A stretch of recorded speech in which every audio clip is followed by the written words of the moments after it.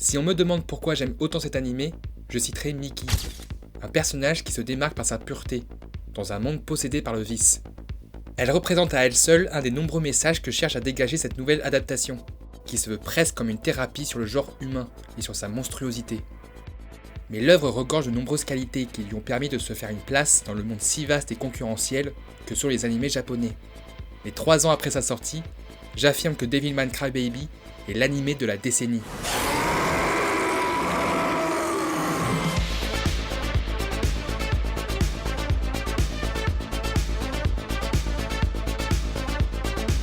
Gore, visionnaire, vicieux, émouvant, terrorisant, choquant, magnifique, tant d'adjectifs que peuvent représenter cet animé, mais surtout l'œuvre magistrale de Go Nagai. Sorti en 1972, Devilman est devenu une œuvre fondatrice pour le genre et le manga en général. Go Nagai l'a transcendé, lui donnant une portée plus mature et surtout politisée. Un auteur ayant eu une influence majeure sur les mangas d'aujourd'hui. Sans Go Nagai, pas de Berserk ou d'Evangelion pour ne citer que. Au fil des années, Go Nagai est devenu un mangaka de légende, un homme qui a chamboulé la culture japonaise, voire même la culture mondiale. Mais qu'est-ce qui donne cette aura si particulière à ce manga ? Pourquoi a-t-il autant marqué les esprits ? En d'autres termes, pourquoi sans Devilman, le manga tel que nous le connaissons aujourd'hui serait bien différent ?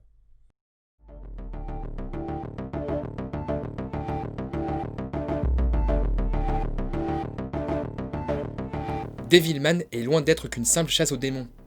Il ne doit surtout pas être séparé de son époque de parution si on cherche à comprendre sa portée. Go Nagai pond une œuvre subversive en avance sur son temps, une violente critique du genre humain à l'époque de l'après-guerre, où le mangaka apporte de nombreux éléments jugés comme novateurs et aussi scandaleux. Dans le Japon d'après-guerre plongé dans le puritanisme, Go Nagai choisit d'exacerber à travers son œuvre les codes sociaux et politiques pour mieux les briser.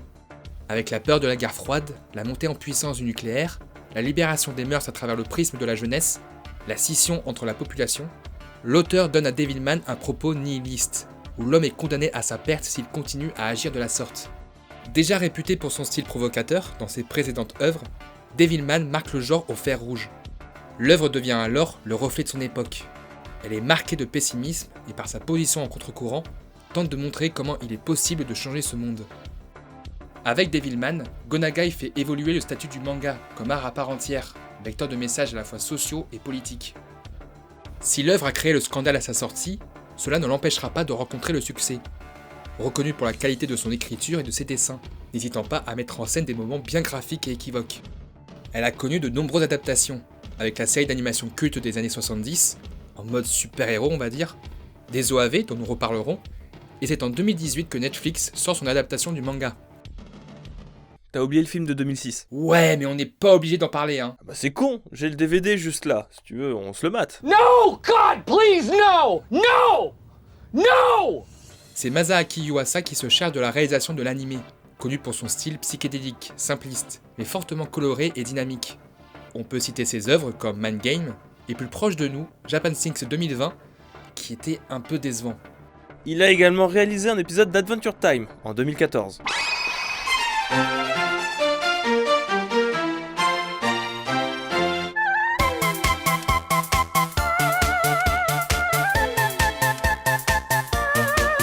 C'est Ichiro Okushi qui s'occupe de la partie scénario, ayant déjà travaillé sur Code Geass, Brave Story, et également sur la trilogie Berserk Golden Age. Comme quoi, tous les morceaux se recollent. C'est en 2014 que l'idée de l'adaptation émerge avec pour ambition de rendre honneur à l'œuvre et au style de Go Nagai, sans concession et sans limite, au travers d'un 21e siècle totalement différent de l'époque originale. Dans un Japon contemporain, Akira Fudo est un jeune garçon assez fragile, mais doté d'un cœur immense, connu pour ses crises de larmes teintées d'empathie. Son ancien ami Ryo revient en ville et lui demande de l'aide, car après une de ses expéditions, son collègue professeur s'est transformé en démon, l'ennemi naturel de l'homme. Pour combattre ces monstres, Akira devra fusionner avec l'un d'entre eux pour devenir un Devilman surpuissant. Tiraillé entre sa part démoniaque et sa personnalité, Akira mettra tout en œuvre pour sauver l'humanité, que ce soit face aux démons, mais également aux hommes en pleine perdition. Avant tout, si vous voulez avoir une autre vision de cette œuvre, je vous invite à aller regarder la vidéo des chroniques de l'Axe, une petite pépite qui mérite clairement qu'on s'y intéresse. J'éviterai un maximum les spoilers pour vous laisser découvrir et surtout que vous ayez votre propre expérience de cette œuvre. C'est vraiment important et j'ai pas envie de vous gâcher l'expérience. Devilman Crybaby dépasse la simple adaptation pour se transformer en réinvention, en déstructuration. Elle rend honneur à l'œuvre originale et arrive même à la transcender, en étant encore plus extrême et émouvante. Elle s'adapte à son époque pour apporter un discours aussi virulent que son prédécesseur, et ce n'est qu'une partie infime de ce qui fait le charme de cet animé unique. Je suis tombé un petit peu par hasard sur Devilman Crybaby. C'était sur Netflix, je savais pas trop quoi regarder, et puis bon, j'avais vu que sur internet ça en parlait un petit peu, je me suis dit, pourquoi pas ? Pourquoi pas ? Et j'ai comme été happé par cette œuvre, par qu'est-ce qu'on nous racontait. J'ai rarement été autant accroché, j'ai rarement eu cette envie de tout découvrir d'un coup, sans m'arrêter. C'était quelque chose d'assez exceptionnel. J'ai d'abord découvert Crybaby en réalité, avant le manga original, et c'est après avoir découvert cette œuvre-là que j'ai eu envie de découvrir le manga original, voir quelles étaient les origines du truc, et même si ça a pas mal vieilli, le manga reste pour moi un indispensable, pas forcément pour sa culture personnelle, mais pour voir qu'il est témoin d'une époque, que ce soit en termes de narration, de ce qu'il a raconté, du sous-texte, mais aussi juste pour voir comment est-ce qu'on dessinait à l'époque, parce que c'est assez atypique ces dessins-là. On retrouve quelque chose très proche finalement des vieux Disney, tu sais, ceux qui sont en noir et blanc avec les yeux Pac-Man dedans. On retrouve cet esprit-là aussi de Astro Boy, parce que Go Nagai n'est jamais qu'un des disciples de Osamu Tezuka. Devilman, pour moi, ça a été quelque chose qui a vraiment marqué ma vie, qui a vraiment marqué ma manière de voir le manga, de voir l'animation, de comprendre et d'analyser les histoires.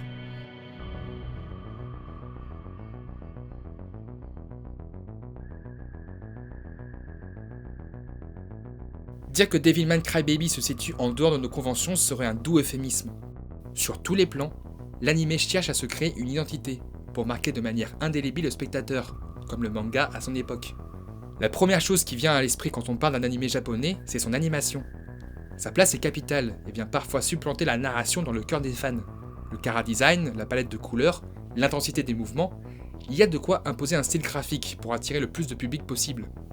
Crybaby a souvent reçu de nombreuses critiques concernant son animation. On l'a dit précédemment, mais le style de Yuasa est particulier.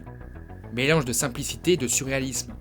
Les proportions changeantes des corps humains, les couleurs vives, les visages des protagonistes, il faut s'habituer à ce style peu conventionnel. Sauf que c'est ici où réside sa force première.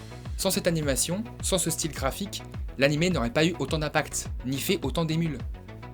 Même si ce n'est pas le même studio ni le même réalisateur, je trouve, pour l'anecdote, que les graphismes ressemblent à la première partie de Gotham Knights, d'où le fait que je n'ai pas vraiment été perturbé. Mais essayons d'expliquer en quoi ce style est étroitement lié à la profondeur de l'œuvre. Et attention, ces explications n'engagent que moi. Tout d'abord, ce dessin plus simpliste permet de gagner en fluidité de mouvement et d'apporter nettement plus de rythme dans les scènes d'action. On ressent pleinement la puissance des démons et de la transformation des Devilmen. L'animation traduit au mieux leur capacité. Nous devenons alors un spectateur privilégié de ce cauchemar éveillé. Tout est fait pour graver des images iconiques dans notre esprit. Les couleurs psychédéliques et vives permettent aussi de mieux représenter cette différence entre les humains et les démons, que ce soit dans les rave parties ou dans leurs combats. La série n'hésite pas non plus à trancher radicalement en proposant une dimension nettement plus réaliste lors du fameux épisode 8. L'animation rend honneur aux réactions et aux émotions des personnages. Dès que le plan se rapproche de leur visage, on parvient à ressentir ce qu'ils vivent, accentué par un trait réaliste ou pathétique. Le point de l'animation dans Devilman Crybaby, c'est quelque chose qui a vraiment fait débat à l'époque. Beaucoup de personnes le trouvent moche. C'est vrai que c'est un petit peu particulier, la manière dont c'est présenté, la manière dont c'est dessiné. C'est vrai que c'est une esthétique particulière, mais si on gratte un petit peu la surface, on se rend compte qu'en réalité, cette esthétique-là, elle va servir l'animation. Elle va servir le propos.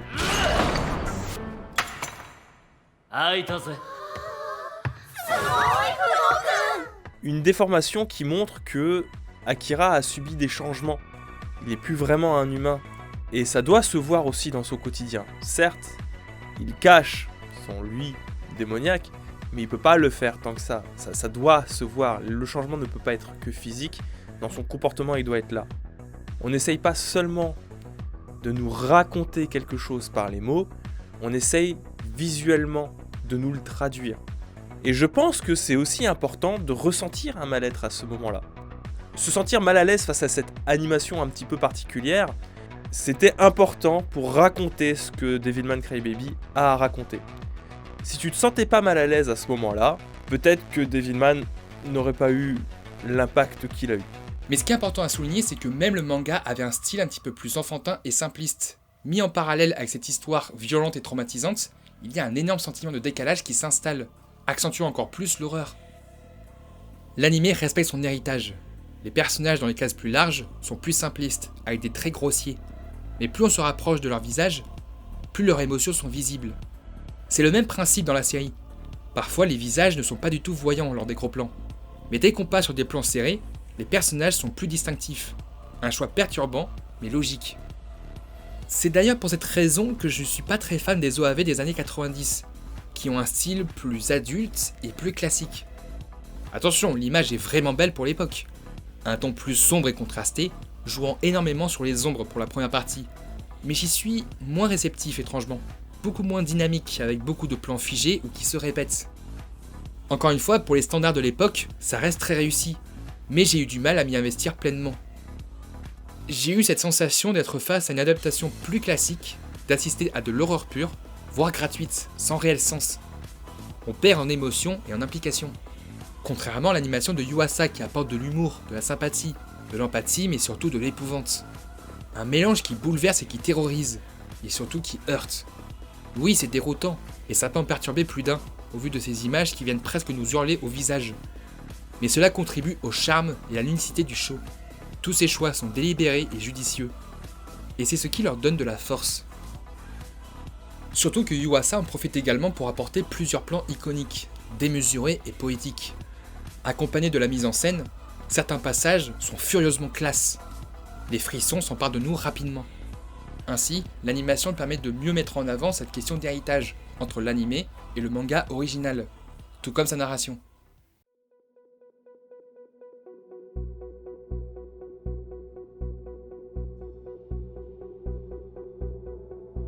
Les auteurs étaient confrontés à une véritable problématique. Le contexte n'est pas le même. Comment rendre honneur à la profondeur de l'œuvre de Go Nagai à une époque contemporaine, aux enjeux poétiques et sociaux complètement différents?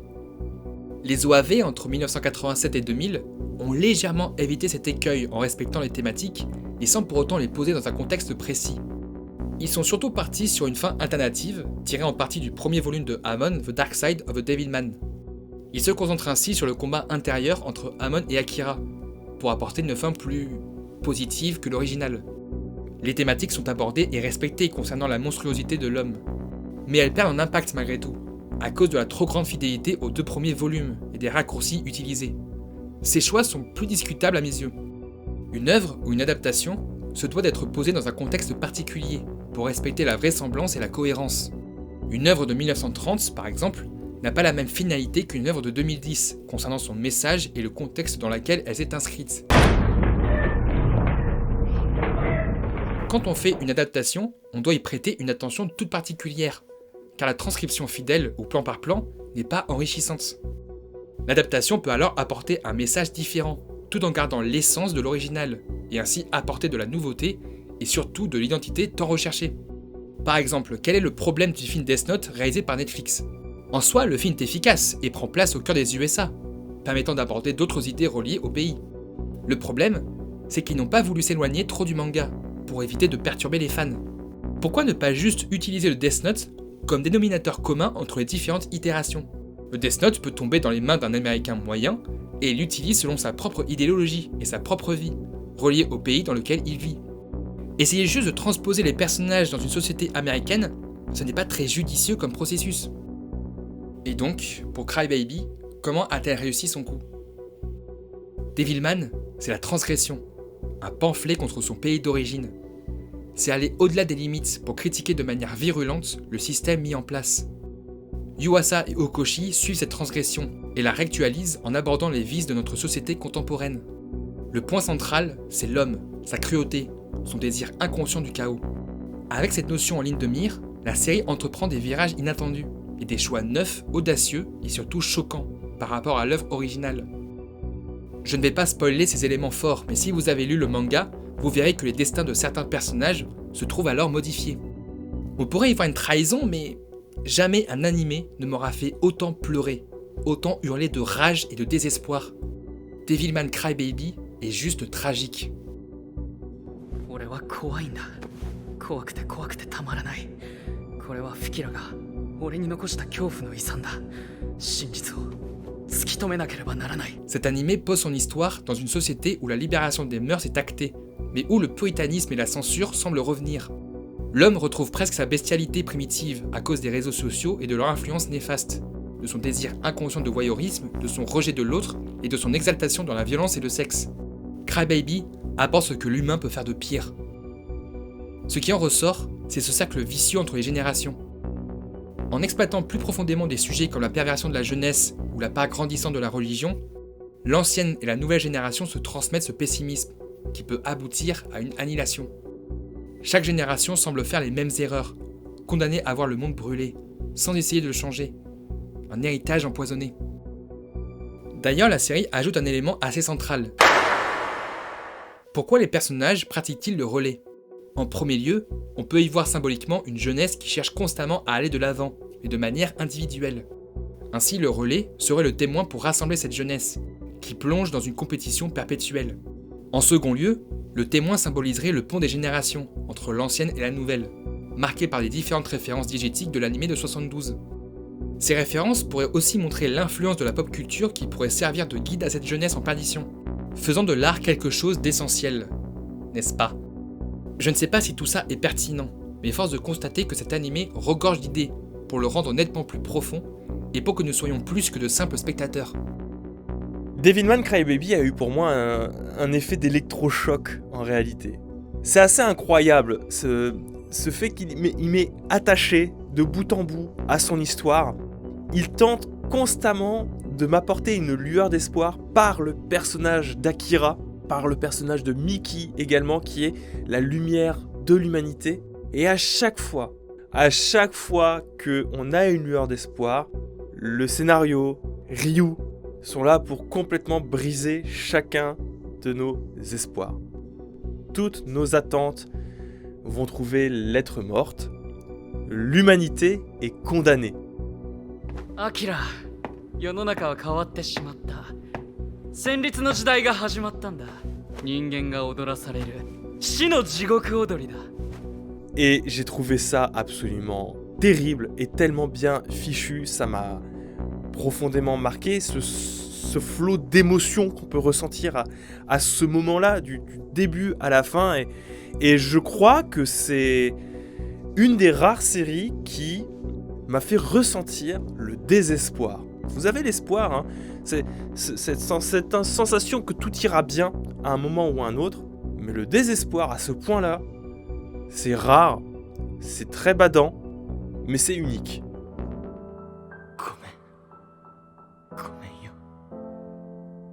En d'autres termes, Devilman Crybaby lutte contre la monstruosité de l'homme avec un propos nihiliste. Et pour lutter, pour apporter de l'espoir et des bonnes valeurs, les héros se doivent d'égaler ces monstres, ou de faire valoir leurs caractères divergents.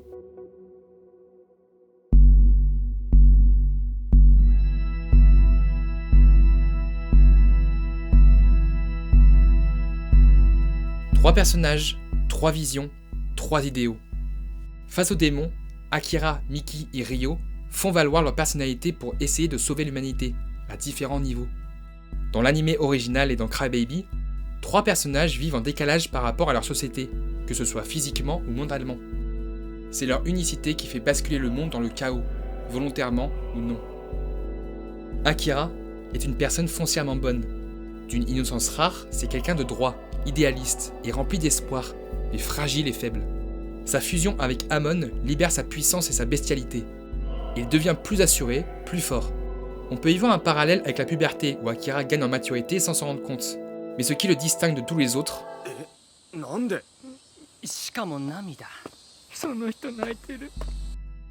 Akira est doté d'une empathie presque maladive.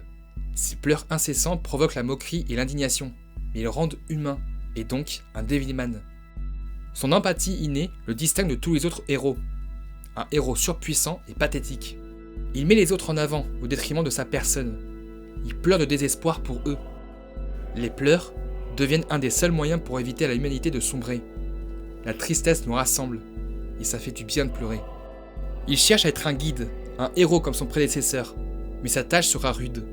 Il essaiera de sauver les gens qu'il aime, mais sera confronté à la fatalité. Son destin ne pourra qu'être tragique, un personnage nettement plus consistant que son homologue des OAV à mon sens. Akira, c'est un personnage quand même relativement particulier. Et c'est surtout ses émotions qui vont parler. C'est un super-héros, il a des pouvoirs de démon. Ce qui fait qu'il est important, c'est que malgré son apparence démoniaque, c'est Akira qui est le plus humain. C'est même, je dirais, l'idéal de l'humanité. Celui qui ressent, celui qui est là pour subir à notre place, et c'est le dernier vestige de l'humanité tel qu'on espère le voir. C'est un surhomme en tout point, et même émotionnellement, et voir qu'un surhomme comme lui va finalement quelque part échouer, ça renforce ce côté désespérant. Je dirais que au-delà de ça, Akira c'est un personnage finalement qui est assez commun dans le milieu de la Japanimation, dans le milieu des personnages, des héros principaux de séries culturelles, mais ce qui va vraiment faire la différence, c'est l'univers dans lequel il évolue. Akira subit bien plus qu'un autre. Il n'est pas né dans la bonne série pour pouvoir développer son plein potentiel. Hein. Et je pense de toute manière que si vous avez jeté un œil à la série animée des années 60, vous avez vu qu'on a essayé d'en faire un héros standard parce qu'il a les épaules pour être un héros très très standard.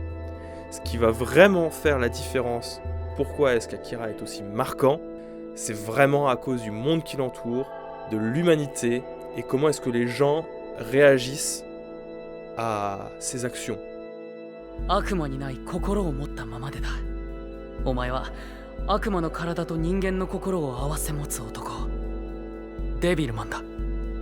Ryo, véritable opposé d'Akira sur le plan physique et moral.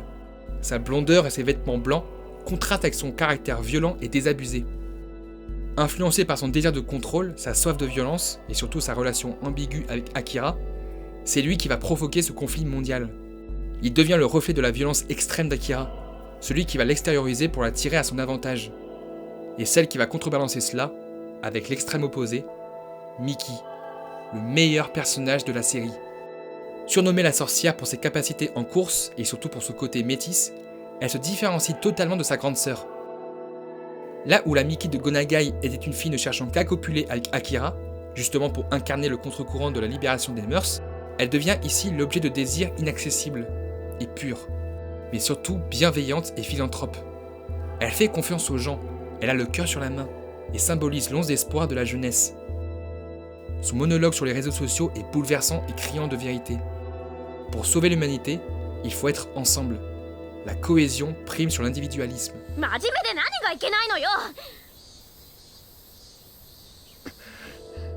C'est la bienveillance et le respect de l'autre qui doivent primer.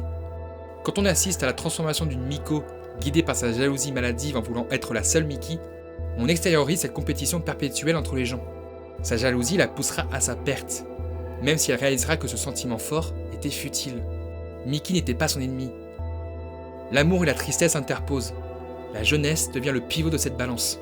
Selon les créateurs de l'anime, avec cette nouvelle mouture, la jeunesse peut sauver l'humanité en se rassemblant, en s'écoutant, en s'aimant et en s'entraidant. Ou bien, elle la mènera à sa perte, par son voyeurisme, sa xénophobie et son racisme. Elle s'anime autour d'une débauche qui ne semble avoir aucune limite. Et si on succombe à nos pulsions les plus primitives, si on ne cesse d'être en compétition entre nous, l'humanité sera condamnée.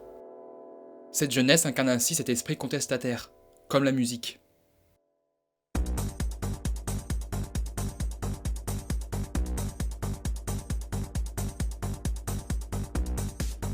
Comment parler de la série sans évoquer sa musique, qui participe au mieux à son ambiance et à son identité? L'électro se mélange au hip-hop tout en apportant des compositions orchestrales épiques et lyriques. La douceur se mêle à la violence et l'amour à la haine. Les compositions de Kensuke Yoshio sont ultra entraînantes et se marient au mieux avec ce qui nous est montré. Les chœurs accroissent la force des combats, tandis que le piano intensifie l'émotion. En bref, la musique est somptueuse et bien reliée à son époque. Mais ce qui renforce la série, C'est cette bande de gosses des rues. Leur beatbox et rap donnent le contexte de l'histoire. Ils chantent en signe de contestation, car ils se sentent dissidents de la société. Le rap devient un nouvel outil de contestation comme aujourd'hui. Ainsi, sur tous les plans, chose que ne pouvait pas faire le manga, Crybaby repose entièrement sur le contre-courant, lui offrant une identité que peu d'animés arrivent à avoir comme ses OAV. Malgré leur qualité indéniable, ils arrivent moins à s'inscrire dans une optique plus profonde et plus artistique. Cependant, Crybaby n'est pas exempt de défauts, le format choisi ne permet pas d'éviter quelques raccourcis narratifs et surtout quelques confusions par rapport à son rythme effréné. Je pense que 1 ou 2 épisodes supplémentaires auraient pu affiner certains propos. Mais on oublie ça vite, tellement la série est surchargée d'émotions. Si vous n'avez toujours pas vu Devilman Crybaby, regardez Devilman Crybaby. Si ça vous intéresse suffisamment, regardez également Devilman, la série originale de Go Nagai. Il y a énormément de lectures, de sens qui peut ressortir d'un visionnage, d'un revisionnage. C'est désespérant, mais en même temps encourageant, mais pas trop non plus. Je dirais que c'est une ode à la vie de manière générale plus qu'à l'humanité. C'est tellement beau, c'est tellement poétique, c'est tellement triste aussi. Il faut le vivre pour le croire. Regardez Devilman Crybaby. Jamais un animé n'a aussi bien porté son nom. Tu vas pleurer, comme jamais auparavant. La série a su capter l'essence du manga original et surtout la transcender, pour encore mieux nous impliquer, pour parler de nous, de nos vices et de nos bons côtés, avec une écriture à la fois juste et implacable. Le témoin est transmis, de la plus belle et la plus terrifiante des manières. Sa fin pessimiste marque, ou heurte. Rarement un animé aura aussi bien reflété notre société. Devilman Crybaby n'est jamais gratuit. Il fait mal, il fait peur, mais c'est nécessaire. Tout est intelligent et impressionnant. Pour autant, son message n'est pas fataliste. Nous pouvons changer les choses, mais c'est ensemble qu'il faudra le faire. Car si on succombe à notre démon intérieur, jamais nous ne pourrons nous relever. Alors, êtes-vous un démon ou un humain ?